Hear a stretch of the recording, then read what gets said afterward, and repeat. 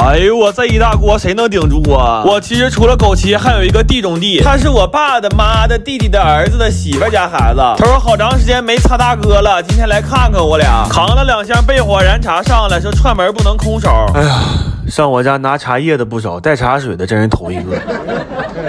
我昨天问他想吃点啥，他想到早上3点多告诉我锅包肉、鱼香肉丝、麻婆豆腐和鸡公煲。我说哥们就这么几个快餐店的菜，那至于想到天亮吗？他说哥呀，我不到这个点我听不到自己内心的声音。他内心的声音其实就是盖饭，但他哈喇子尽头应该就是我这锅大骨棒。我一个没看住，他把我准备炒回锅肉的五花肉全扔里了。我现在觉得这点葱绿的恰到好处。完了，我问他是否小酌，他说还是喝茶吧，20来岁该养生了。这焙火燃茶是无糖的，用的还是大红袍，特别纯粹的茶香，他爸都挺愿意喝，配着一桌子香的辣的，正好解解腻。然后他跟我说，你家肯定有猪油，能不能给我来一碗猪油拌饭？真的，我怀疑他这300斤体重里起码有200斤是心眼子。来吧，吃香香了，猪饭、鱼肉、锅包、五谷蒜、五花前刃、茄末、婆夫、黄鸡、牛滑，还有他要啄一下子燃茶，还得说胖子会吃，这白肉蘸点蒜泥，当时给我香迷糊了。我又来了一碗麻婆豆腐盖猪油拌饭，这香味活该他想到天亮。完这小一口大骨头，一口燃茶呀，因为这每瓶有11克膳食纤维，他喝完了能刮过肚子里的。你瞅他吃那么香，我说你说句实话吧，是不是家里有啥状况供不起你了？他说哥呀，我妈在家只给我吃水煮菜，我唯一能吃点有滋味的是健胃消食片。我奶早上不知道吃啥了，是让我随便做。我说咱俩这么近关系，怎么能唠随便的嗑呢？完我跟我奶裹个大被拉市场去了。你别说，我奶一到市场就来灵感了，叼了点肉，说做个溜肉段，完还买了2斤排骨，说要吃红烧排骨。然后卖肉的老小问我奶说，大娘这么多肉你能吃了吗？我奶说你就卖肉呗，你操那心干啥呀？你趁你能动弹，赶紧再给我浇点肉馅。完我奶说想吃点豆角，好长时间没吃豆角了。完了他问我说，你信不信拿肘子炖豆角肯定能好吃？我说奶呀，事儿我信，但你这个行为属于大白天点灯戴帽打伞啊，多此一举。完我做了个土豆肥牛锅，我一尝，哎，这挺香，直接做成土豆肥牛饭了。然后我奶说想喝砂锅粥，这东北老太太现在让我整挺潮汕，放冬菜和花生酱比我记还清楚。完今天闲的，我先给他烤点可颂面包。前2锅因为翻车太早了，还没等烤就让我毁成酥皮了。这锅终于沾点边了，但是我太紧张忘放糖了。后面我还想再搏一搏，但我发现没有欢乐豆了。我说赶紧的吧，掏出人类科技之光吧。真的，这种烘焙的东西只有做一次才知道它为什么这么贵。这玩意儿在家做损耗太大了。然后做了个爆蛋豆腐，用的这个九阳大魔王爆炒不粘锅。说心里话，这锅本来想打假来着，结果种草了。它这玩意儿是真不粘，因为用了黑科技，而且就这钢铲子我夸夸往里怼啊，用钢丝球刷都没事。这鸡蛋煎完了，锅也挺干净。再一个，这锅不沉，我又能开始颠勺了。我来不香香了，爆豆、土牛饭、红骨、潮州、外包、溜段。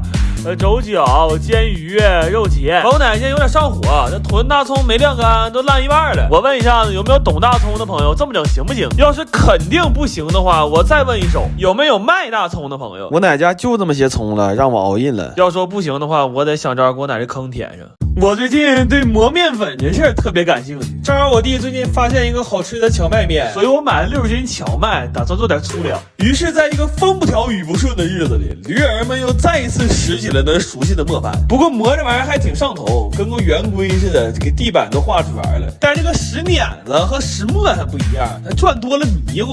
为了不吐到磨盘上，我们想了很多办法，但是发现戴上眼罩更迷糊。就我怀疑驴其实也迷糊，但它就是吃了少掌握一门外语的亏，所以他有苦说不出。真的就这么说吧，那天狗好气跟着一起磨了一袋，后来给狗都转吐个嘚儿的了。然后过一遍筛就可以得到荞麦面粉了，就很明显能看到自己磨的粉并不白。不过比面粉更珍贵的是这些荞麦皮，就是为了多攒点荞麦皮才买了60斤荞麦。我打算缝出一个世界上最舒服的荞麦皮枕，所以我又花了150块钱买了个缝纫机。据说当年它的始发价格就是这些。然后我们用了5个小时才学会如何组装呢。后来师傅实在熬不动了，说你们赶紧出师吧。结果我们当场被劫了，距离我们研发出世界上第1款长在掌心上的枕头就差了2公分。这一下给我们吓饿了，就搞了2袋阿宽的红油面皮儿，都是现成的，吃着也方便。但我们一打开，发现它怎么翘黑，还有点臭呢。完，我弟说这是新出的酸笋味儿，翘黑是因为它是荞麦面。不过这酸笋味儿还挺正，这酸臭的，纯螺丝面皮了。还有烧烤味儿也不错，而且免煮方便，5分钟整一袋，比吃方便面爽。然后吃饱了，干活有劲儿了。我发现我在这个领域其实有很大的天赋，大概用了10分钟，我就可以熟练的把这个缝纫机踩冒烟了。这枕头看着多板正，一点毛病没有。重点是配色，我们选用的是当下最前沿的主流审美。它有一个很洋气的名字 ，Two Hands Roast Style。然后又简单和了和面，历时20个小时，我们这饸饹面终于压上了。我现在已经不满足于只吃一碗荞麦面了，我必须得吃海鲜面，还得挑贵的吃，我都恨不得拉饥荒吃。这一宿过得太魔幻了，这驴和老嫂之间疯狂切换呢。我原来最常做的梦就是踩空楼梯，这回可倒好，我连梦了3天踩缝纫机，完早上起来累得腿肚直转筋。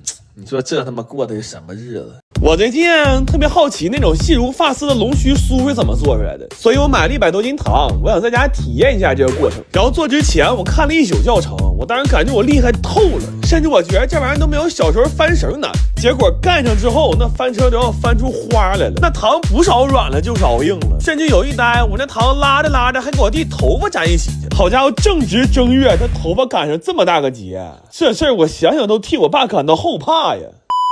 后来在做的过程里，我们一直在失败，甚至一度熬糖的速度都赶不上我们失败的速度了。关键这玩意儿它没法通过结果倒推过程，就是失败了之后，我们不知道因为什么而失败的。换句话说，就是我们知道错了，但不知道错哪儿。后来我去问了问我姑，我记得他2年前就做成过，他在一些细节上帮我们进行了校正，同时让我明白了很重要的一环是拉糖时候的温度。这个温度虽然没有具体数值，但可以通过一些行为给它具象化，就是拉糖的时候，只要它足够把手烫得通红，那这事儿基本就成一半了。